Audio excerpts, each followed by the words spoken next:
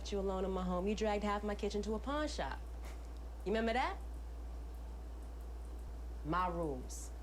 I don't blame her, man.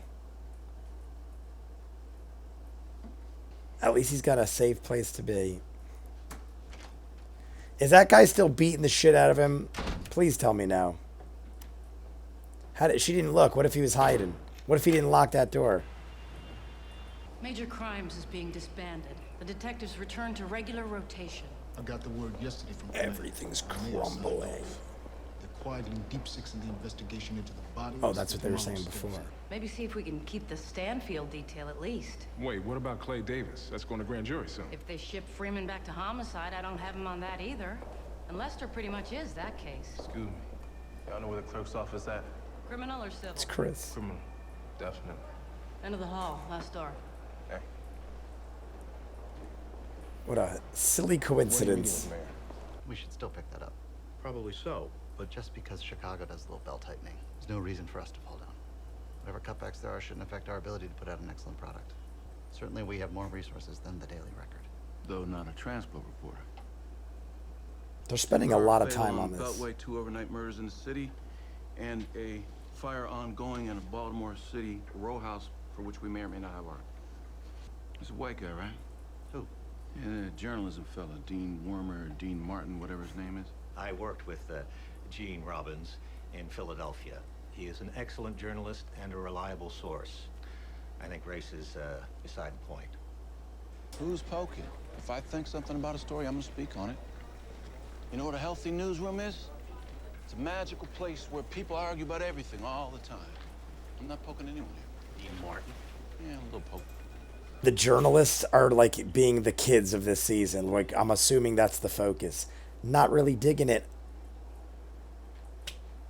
That's the Sergey? I think it was Sergey, right? They called him at least. McNulty. I mean, it's so obvious. McNulty should just approach him and try to get something out of him. Sergey. What did they call him, though? Boris. Boris? Yeah, it was Boris. Sentence, life sentence. Remember that Russian we locked up for murder? One in the port case years back? I didn't work that case with you, man. So no, I don't. Oh, that's right. Well, Chris Pardlow does. Say that 120 people were evacuated. Yeah, they were. You can't evacuate people. I mean, you can if you want, but that's not what you want to say here. A building could be evacuated. To evacuate a person is to give that person an enema. The details, Miss Gutierrez. Baltimore Sun, God still resides in the details. What's your lead? Council delays vote on the homeless initiative at Carcetti's behest. He doesn't want it to look like the city's running the homeless out of downtown, so he asked Nerys to redraft the measure. That's right. You don't evacuate people. What? Never mind. Find out whether Carcetti or Nerys or whoever's behind it. You buttonhole them, find out what the hell's going on. Why? Who's Ricardo Hendricks? The drug dealer. Fat-faced Rick. Elmer, Scott. Fat face Rick. This property on Baltimore Street is a titty bar the city wants for the Howard Street Enterprise Zone. But this other property they want to trade with him, I want to find out what that's all about. This is a drug dealer they're trading properties with. Yeah, he's got a record as long as your arm. I want you to go to this address. It's a strip club called Desperado. You ask around for the owner. His name's Ricardo Hendricks. You tell them, Do we know until him? we get a comment, we're gonna put Ricky's picture on the front page every day. Who is he? He's a drug dealer. But from the look of this, he's run some sort of game at City Hall. Burrell's disbanded the unit that's working the bodies in the houses. Yeah, when we're fat with money, you can come back on it. But Tommy, that kills Clay Davis for me. And we're about to go to grand jury on it. Same unit as doing Clay? I need some profile for my shop. How much of that unit you need to bring the case in? Couple detectives. You can keep 2 men for Clay. The rest of it is shut down until we're able to dig out, okay? Which two? I gotta run. McNulty and Greggs? Lester? Who do you pick? One thieving politician trumps 22 dead bodies. Good to know. Clay Davis winning at it again. Jesus, where did the money go? Herc. Okay, What's Herc doing? He fucks us instead. Seems like you got out at the right time. Here's our boy Thomas, sporting the latest in downtown business wear. An understated ensemble that puts the B in subtle. There's a B in subtle? Seriously. The B? Who says that? The Look B well, in Herc. subtle. Doing good, man. I need one of you guys to run a name for me. Tags, registration info, and while you're at it, run his sheeting photo. Because, hey, I'm buying the next round, right? About fucking time. What is Herc? What? Did he sue? Not used to having money, kind of forget. Tell me Herc sued the town and got rich. After, oh, if that happened, I hope he fucking dies. He sells his existing location to the city for $1.2 million. And they sell him a better piece of real estate to relocate his club 5 blocks west. Front page, below the fold. Yeah.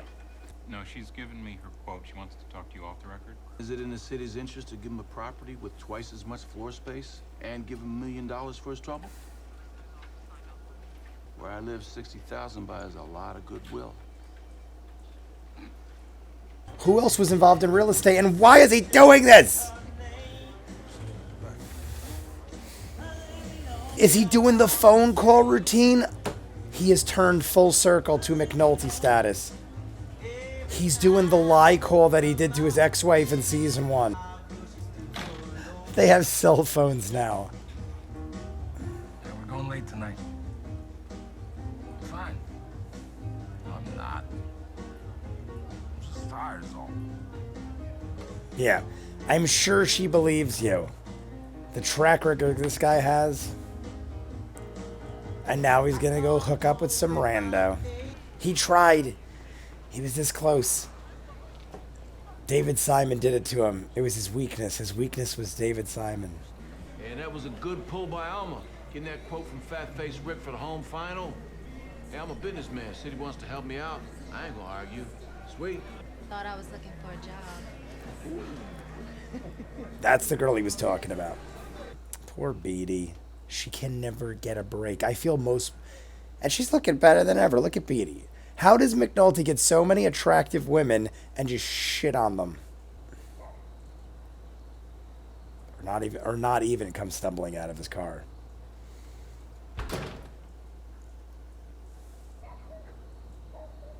She leaves the light on because she's still clinging to a ray of hope. To McNulty are back to the homicide rotation. Dozen is temporarily assigned to technical. You're going to fill a vacancy in the northern 4 to 12 shift. Freeman, Sidney, you two are assigned to the state's attorney's office to help grand jury the Clay Davis thing. All right, cool. At least we got Cinder and Lester together.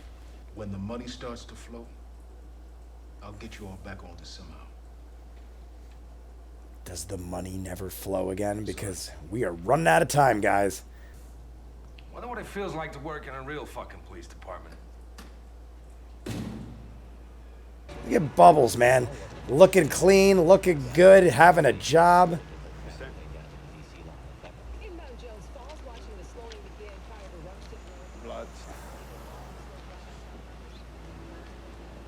She tipped him. There you go. Oh, what does it say? Crooked politicians. City deal nets drug figure of $1 million. Gus saw it on the council agenda around 9:30. I need a story. I'm up. Yeah. Stay hungry like that. Good things come when they come. One of our clients on the front page. Represent Tiger Woods. Tell me he works for Clay Davis. All it cost me was a round of beers.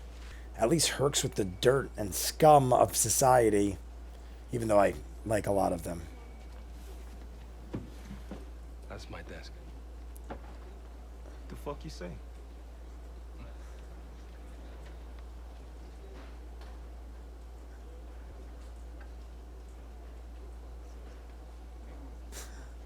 Now he's an asshole, too. I don't know what the protocol on that is, so maybe I'll let him pass on that. But I'm pissed at him. He's a scumbag piece of shit. Last season, I praised him. Now he gets berated. Prodigal son.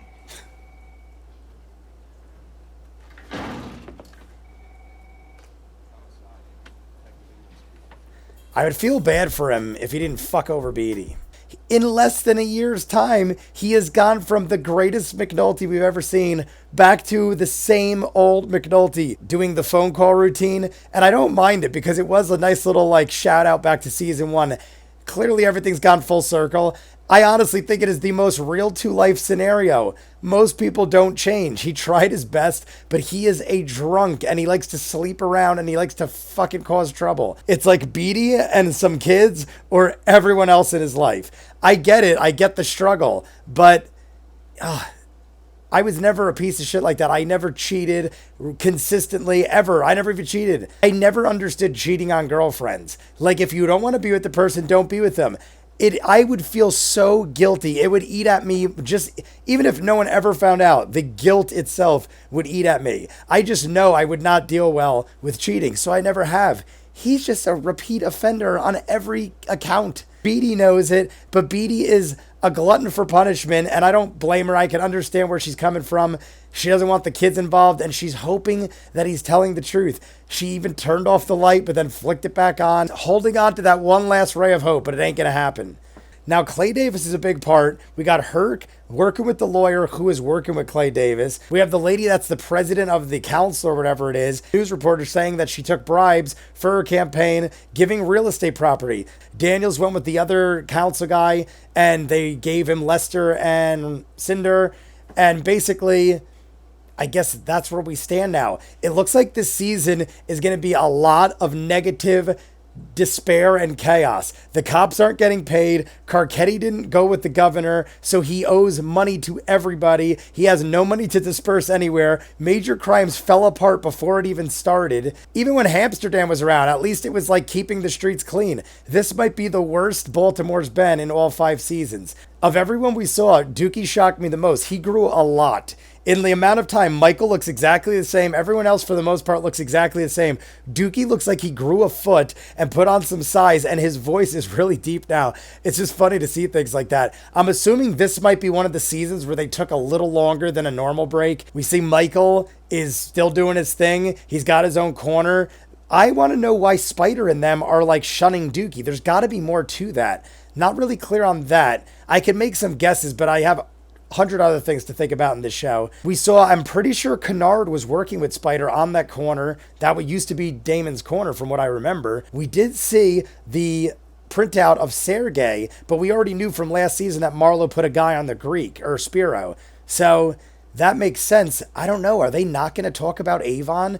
I mean, even if Weebay doesn't get brought up, I can't imagine they wouldn't at least touch a lot on Avon for the last season of the show. That's how it all started. They basically dropped Avon like in the first couple episodes of last season, and we've not really spoken of it since. Stringer died in season 3. Maybe that was the end of the Barksdale saga. I mean, D'Angelo died in season 2. That could very well be the end of them, and I'm just assuming they're going to bring him back. Maybe the whole show is going to end with Slim, Prop Joe, and Marlowe going head-to-head. Even though Slim is very buddy-buddy with Prop Joe, I feel like they will stay united with the rest of the gangster crew. But Marlowe, I guess the season's going to be them going head-to-head with Marlowe once Major Crimes come back. It looks also like we're going to focus highly on these journalists. I don't know how I feel about that, guys. Every boring part in that episode was the journalist. I understand they're trying to show a different aspect of the city from the eye of the journalist, but honestly, I've watched movies like The Post and stuff like that, and it kind of doesn't interest me. I mean, I'm not saying that it's not interesting. Maybe that's your thing. I could kind of see why people said this is the worst season. If it is focusing on the journalists, pretty much every time the journalists were on the screen, I was bored. Like the guy, the bald head that seems to be running that floor that was like, I want 3 or 4 good stories today. He is so boring. Maybe his character gets better. I've said this about other characters that ended up being my favorite. I'm basing it off of like 10 minutes that I've seen of action. The female, the young female, I do dig her. The young white guy that she was talking to, he seems all right. Pretty much everyone else is cool. I don't know. He just seems arrogant. And like, I guess that's how you got to be in that world. You can't take shit from people. But even when he was talking to the city council lady, he was like giving her way too much shit. And like, you don't want to burn your bridges. You kind of want to keep your friends. Unless he was being sarcastic and playful. But I don't know. I didn't really dig him. I did dig pretty much everyone else at the newspaper. They have a very diverse group. I saw like a bunch of women, some black guys, some Spanish people. So it's not like in the beginning when they first showed the room, I thought it was going to be all old white guys. And I was like, oh God, this is going to go in the direction of like them being super racist. But instead, they had a pretty diverse group. Oddly enough and sadly enough, they're all pretty boring. So far, they're all pretty boring. So if that's the case and this continues, this is how season 4 started. I thought the kids were just like a segue, but the kids ended up being the focus. However, they ended up being the greatest season ever. I did in episode 1 of season 4 say kind of the same thing as this though. I said the kids were annoying. I hope it's not about the kids. I want to know more about the drug dealers. And it ended up being the best season of the show. But I'm just spitting out my first impression of all these people. And right now I'm not digging the journalists except the young girl and the young guy. And everyone else is our friends from the other seasons. Pretty much everyone else is friends of old. We've not seen Omar either. But Bubbles cleaned up, got a job, looking good. I hope he stays clean. Bunk is the same. Greg's is the same. Herc, oh my God. Did Herc sue the city and get tons of money and now he's like a private investigator or something? Or is he working with Avon's lawyer? All I know is I didn't think I could hate Herc worse. But not only did he fuck everyone's lives at the end of season 4, but he might have got rewarded for it. I really hope he gets his comeuppance if that is the case. And it looks like that is the case. I dig it. Everyone's together. There are just some down points, and it looks like this is going to be a bleak season. But I still love it. It is The Wire. It is 90% characters that I love from other seasons. So we'll deal with it. We'll see what happens. Season 4 surprised me. Maybe season 5 will too. You guys let me know what you think. Comments down below. Like and subscribe. I'll see you guys on the next one. Peace.